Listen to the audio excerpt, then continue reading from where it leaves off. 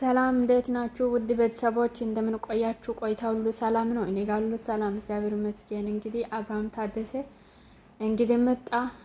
እንዲሁም ደግሞ ቡና ቁርስ ዛሬ እውነታን አወጣች። እንግዲህ እኔ ግን በጣም የገረመኝ ነገር የሩታ ነገር። ሩታ ግን ሚላስሽ ማለት ነው ለስድብ ነው እንደ የተፈጠርሽው አንቺ በትንሹም በትልቁም አብርሃምን ለመስደብ በዚህ ልክ ለምንድን ነው አፍሽን የምትሰነዘሪው በሱ ላይ?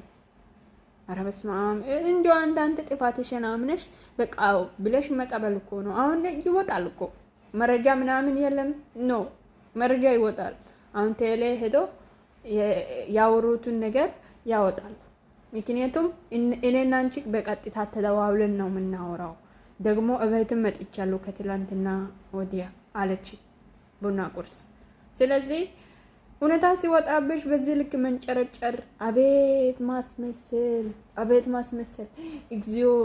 እንደው ምን አይነት ሰው ነሽ ግን? ምን አይነት ፍጡር ነሽ? አብርሃምን በዚህ ልክ እንዳትሳደቢ፣ የስድብ ውርጅብኝ።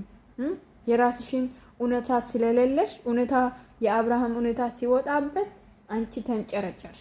ተቃጠይ ገና ሽሩሩሩ ቱሪ ነዋ እንዳለ እንደዚህ ስለ ጮሽ ማለት ነው። እውነታ አለሽ ማለት አይደለም።